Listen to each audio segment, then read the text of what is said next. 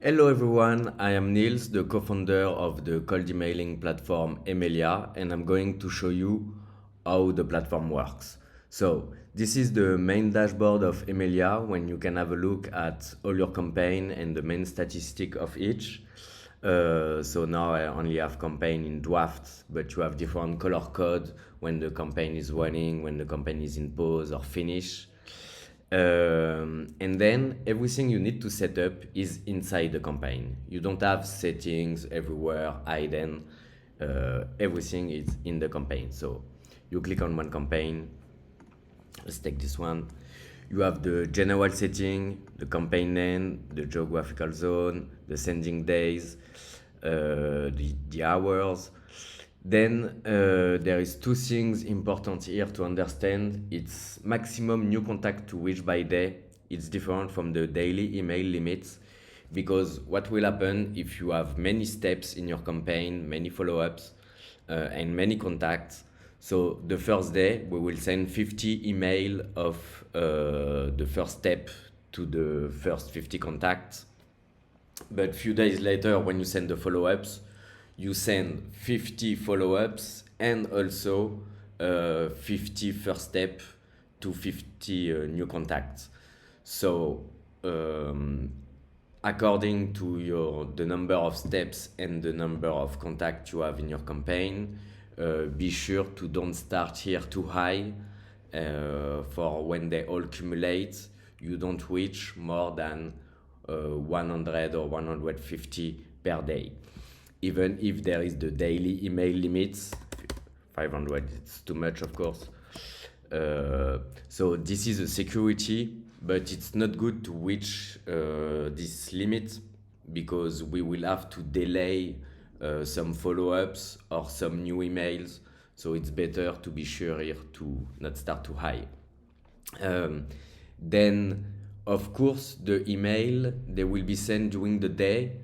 So if you choose from 8 to 5 in the afternoon, it's good. But if you try to send 100 email in 1 hour, this is not good. So be sure of the timing that match the number of email you will send. Stop sending email if contact replies. This is by default. Add to blacklist if contact unsubscribe. So this is unchecked by default.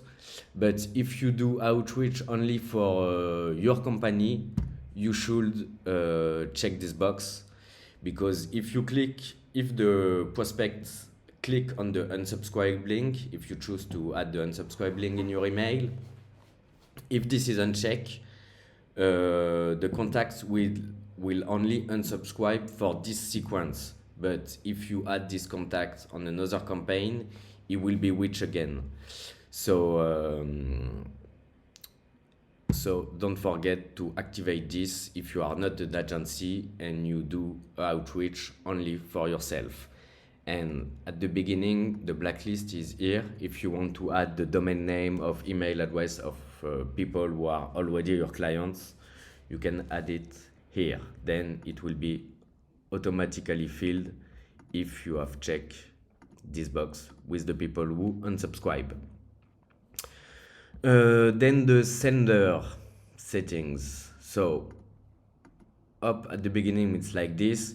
You choose if you want to connect a Google Workspace account, a Gmail account, even if it's not a good approach, or an Office or Outlook, it's here, or if it's another provider, you can choose SMTP, IMAP. For most of you, I guess it's a Google Workspace account. So when you click here, you just have a little process on your Google admin to do. Then you click on the continue button and you have the simple connection. Then when it's connected, here you can choose the signature for this email and the tracking domain for this email too. So each email have his own signature and his own tracking domain. If you need information about the personalized domain to track, don't hesitate to ask the support.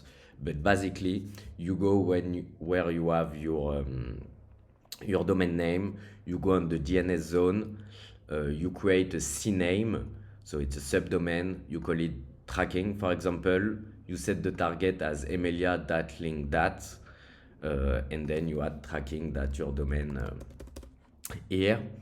You click sur add custom domain. It will take few minutes for us to process it. Then you will be able to track with your own domain, so it's good for the deliverability. I'm going to do another video about deliverability in general, so don't hesitate to check it out. But this is very important, even if it's only whiten recommended, it's really important. So do it, and if you don't know how to do it, just ask us. And why I say that it's one tracking domain per mailbox, it's because if you use the multi-sender feature, here there is a little warning. You can choose multiple email addresses in one campaign if you want to do like a big campaign and scale your outreach. So you can connect 10, 20, 100 email addresses and do a massive campaign. So it's important that each email has his own signature and his own tracking domain. Okay, then you save the contact list. So you import a new list. Let me find the list up. So you put a name at your lists. This is the name of the column in your CSV. So we auto-detect that first name is first name, last name is last name. The email we auto-detect also. But every other variable that you will want to use in your campaign, you select as custom. Okay? Then you click on next. They will show you if there is any issue on some lines. I'm not going to import because I have already a list. Okay, so then you will see your contact here. The only column that we add ourselves is the column status. When your campaign will be running, the status of each contact will be changing from sent to open to clicked to replied. And at the end of your campaign, you will be able to export the contact, filter by status if you want. And it also have another purpose. It's that so in cold emailing, the campaign stops when the prospect replies, but sometimes people reply with another email address, so we cannot detect it. So you can click on his status and put it yourself as replied. Or another use case is that if you put your phone number in your signature and the prospect calls you, we cannot detect it. So you change his status like this, you don't receive the follow-ups. Just few filters here that are important. Remove contact who had already been marked as bounce. So this is not only from your account, this is all the email addresses that Emilia knows that they are not good email and they will bounce because other users from Emilia already send to those email addresses and they are bounce. So this is really important to reduce your bounce and to save time, to not send mail into the void. Remove contact who are in another campaign. Remove contact who are in the blacklist.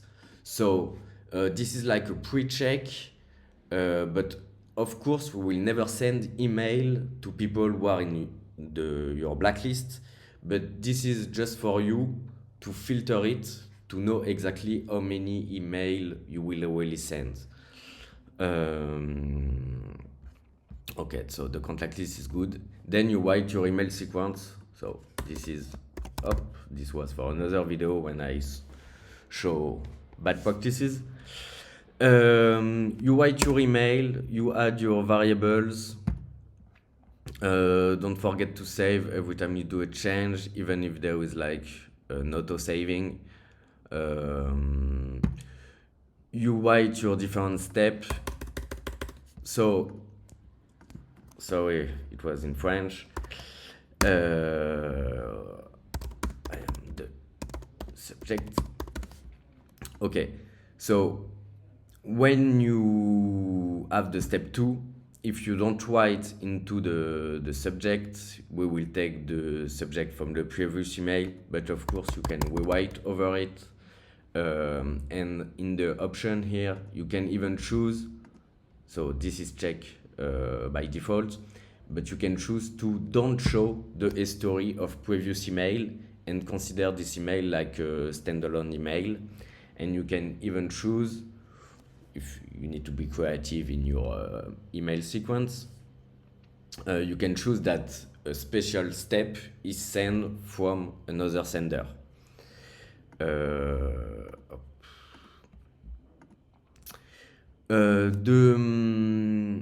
The time with between steps, they are in open days. So for example, if I choose 5 here, but I don't have the Saturday and the Sunday, so it will be 1 week in real.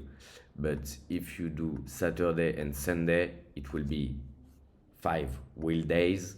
And so if you want 1 week, you will have to select 7. You can add as many steps as you want. You can even choose that between step it's in minutes or in hour, but I guess for most of people it's in days. Then you save.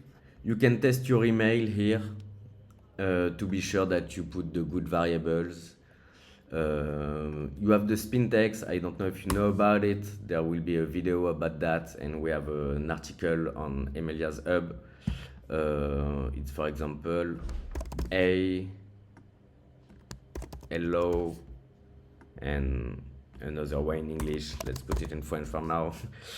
So this is not variable when the goal is to see what's working the best. It's only to not send the send email every time. If you put spin text in your all your email, you will create so many combinations that will improve your deliverability because you don't send every time the same email. So you see only 4 steps, then you click on your sequence, you will have the statistic here.